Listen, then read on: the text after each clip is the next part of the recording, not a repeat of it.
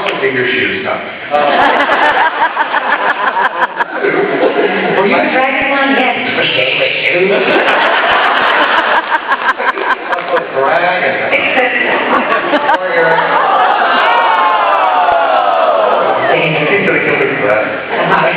Number two.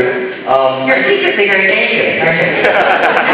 Okay. I grew up in a single-parent household. My mother raised me, put me through school, and she was a very strong character and influenced my life in more ways than I can imagine, and that I'll ever know. And when I first heard, K-Who, what? Star Trek? K-Who? I did some research, talking about who's going to be the captain? Who? I didn't think anything of it. It did not occur to me that it was a monumental occasion that a woman was going to be helming, the starship. I was like, well, it didn't make that big an impact on me because I thought, do you understand what I'm saying? No. I was used to seeing, women in authority figure. That's why. Oh, so that was no surprise to you. Yeah. I get it. Got it. Like speaking Klingon? I thought it was a poem for a minute. And lastly, I'm a fan of all the Trek genres, starting with classic Trek, all up through Enterprise. And I have led panel discussions when I say that, and I step out on a limb when I say this, that I think Voyager spoke more back to the original, what the original spirit of Star Trek was. Do you? I do.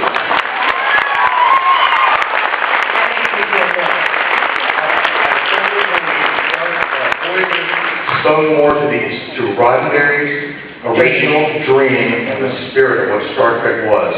You could not get and beg, borrow for all of your supplies. You had to make alliances. You couldn't call Starfleet for help. Lost on your own. You could have gotten back quicker, but you still earned your Starfleet ideals. It's like a gas station. But you stood fast on your Starfleet ideals, even though that's what stranded you there to begin with. The characters. So, to me, I have loved Voyager for that reason. Thank you. You've absolutely made my day. Thank you very much.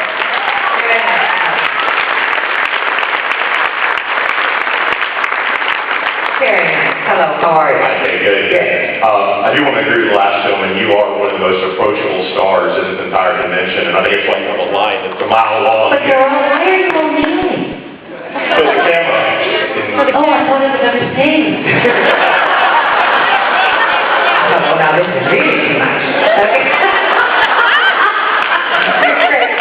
What is your question? But thank you again for being so approachable, and I think one of the other very influential women of Venom. I still quite understand that because, I had the great gift, didn't I, of playing this role.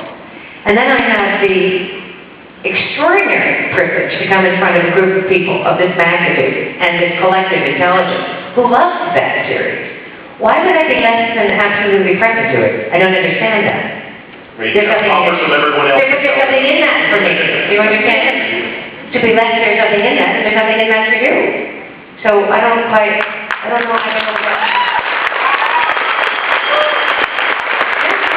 What is the question?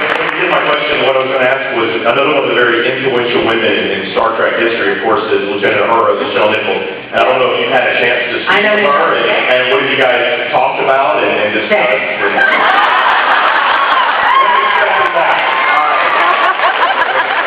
I would love to talk about that. I am blushing and humbled by that. So, not quite the answer I thought for, but I was just getting your thoughts on it. There you go.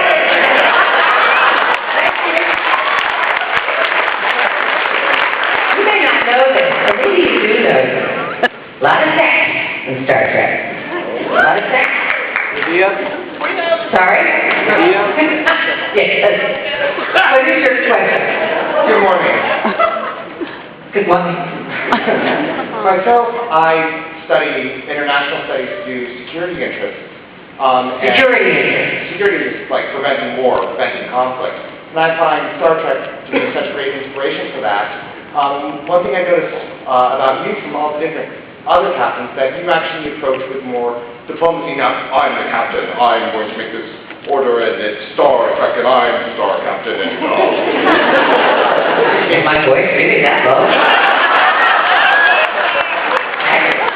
but you bring a certain sense of diplomacy. Did you actually have to... Well, that's the prime directive, my darling, isn't it? Prime directive, when I'm talking about the temple. Oh, I see. Well, we want nuance, yeah, sure. But did you actually have to fight with Paramount and the producers? Did I what? Do you have to fight with the Paramount and the producers to be more of the diplomatic captain rather than the I give orders and actually start this captain? No, I didn't have to fight for that. It seemed to be inherent in the character of Jason. And if anything, I think that was a feather in their caps, that they understood that her humanity was going to be the winning ticket for Janeway. And indeed, I think it proved to be. So diplomacy is just a very fancy word for fair, right? Janeway exercised fairness, even in Death Wish, where all of her convictions, theological, philosophical, and otherwise, were tested by the prospect of suicide in the continuum, which actually was, to me, one of the most important episodes in terms of the audience learning about Janeway and Janeway learning about herself.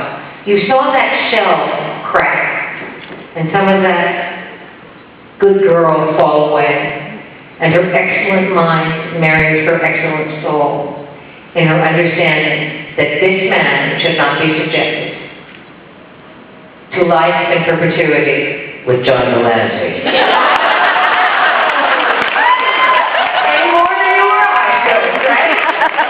So I think that was the beauty of my experience and of Janeway in particular. She was constantly learning, and I worked with the writers and the producers to that end. And I think that we succeeded fairly well, don't you?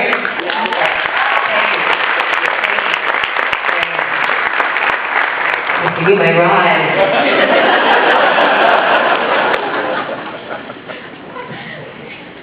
There is an unfortunate segment of fandom that is much more critical of Janeway than of any of the other captains. No. Would you make a statement? Yes. Surely, yes. Very, very judgmental about her decisions and actions and behavior in ways they never been as the guys. Yeah. There is even a theory going around out there that Janeway's behavior quite clearly showed that she's unmedicated bipolar, which is still staggeringly ignorant on so many levels. And you must have... Are you ever that? I'm not, no. Oh, okay. Okay. Do you have a question, or? I was wondering what you had to say about all of that, if anything. I didn't know anything about it until now. So I'm going to go and find my own meds after this. It has been ever done, madam, and it will always be this way, right? And why should it be? They're entitled to their opinion. If they don't like it, I feel very sorry for them.